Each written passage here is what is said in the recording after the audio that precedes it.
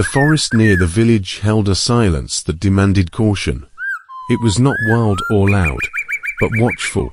One afternoon, 3 hens crossed the fence into that space. Hunger drove them, but it was their overconfidence that clouded their judgment. They were companions, yet each trusted her own strength more than the collective. The short, rust-colored hen was quick in both movement and thought. The tall, white hen, with her superior height, could see beyond bushes and bends. The plump, golden hen, though heavy, walked with steady steps. Instead of moving together for mutual support and protection, they made a fatal mistake. Each chose a separate path. They believed this scattering strategy would help them explore more areas, and thus find more food. The plan was for each to search independently and return only when their hunger was satisfied. With blind faith in their individual abilities, they parted ways. The short hen darted into a narrow, leaf-covered trail close to the ground. The tall hen chose an open path where she could utilize her vision, and the plump hen took the wider track at the forest's edge for easier movement.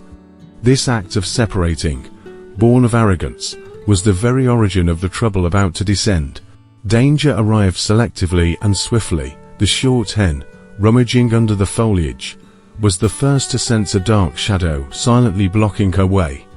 The fox appeared, in no hurry, sizing up its prey. In that panicked moment, a selfish survival instinct surged. Instead of crying for help, it spoke quickly, using words to push the danger onto a companion. "You'll gain little from me. I am small and fast. My tall sister is walking on the higher path over there. She's easier to catch and worth much more." The pointer was effective. The fox released it and vanished. But instead of running home to warn the others, the small hen quietly followed the direction the fox had taken, blindly convinced the threat had heeded its words. Sure enough, the fox quickly found the tall white hen. Cornered and frightened, her former confidence dissolved. The lesson in Betrayal just learned, it immediately applied it in a similar manner. "Do not waste your effort on me," it said calculatedly. "The plump golden hen is walking at the forest's edge. She's slow, heavy, and all alone." The fox listened again. Having escaped, the tall hen also hurried away without a single warning, feeling only relief that the danger was no longer hers. Finally, the fox reached the plump golden hen. It could not run fast. In the predator's eyes, it recognized a bitter truth. It had been led here. Betrayal had occurred twice, a closed circle of danger. But unlike its sisters, instead of pointing to yet another victim, it chose a completely opposite course of action. In that final moment, the plump golden hen did not panic. It faced the fox with unusual calm, for it had seen through the painful truth. Someone led you here. One sister pushed the danger to the other, and that one pointed to me. The betrayal had created an inescapable vortex. Instead of continuing that vortex with a new name, it did the unexpected. It let out a loud call. It was not a cry of despair, but a resolute summons that echoed through the trails and treetops, laden with the truth of the transgression and an appeal to conscience. That call reached the 2 hens fleeing. They stopped. The sound did not frighten them further, but acted like a mirror, forcing them to confront their own selfish actions. The understanding of the consequences they had caused, of the shared peril they themselves had created, pulled them back. Without hesitation, they returned and stood firmly beside the plump golden hen, forming a unified front. This unexpected act of solidarity completely changed the situation. The fox, accustomed to calculating each step of hunting solitary prey, saw that its target had now become solid and challenging, no longer seeing fear or an escape route, but a readiness to confront. It reassessed the risk and silently retreated into the deep forest. The danger was repelled not by individual cunning, but by the strength of unity. On the way back, not a single cluck was heard.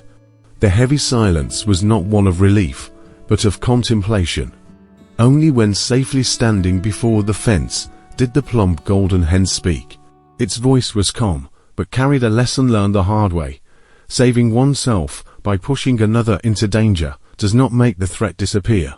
It only postpones the outcome, and often makes that outcome more unpredictable when it returns.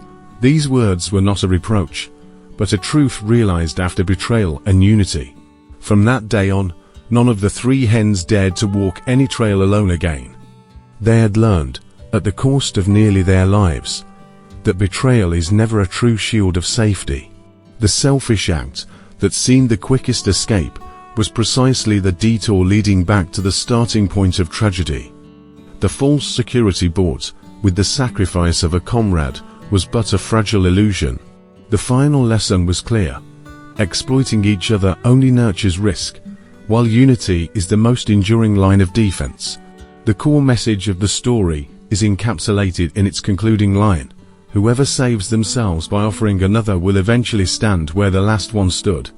This is not merely a lesson about betrayal, but an inevitable law of cause and effect. Danger does not vanish when we push it onto others.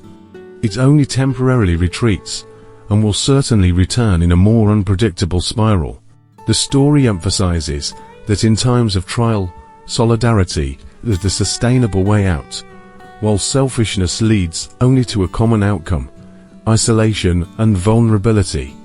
When each individual thinks only of themselves, the collective disintegrates, and all become easy targets. The lesson reminds us that true safety is built from responsibility and solidarity, not from temporary escape tricks.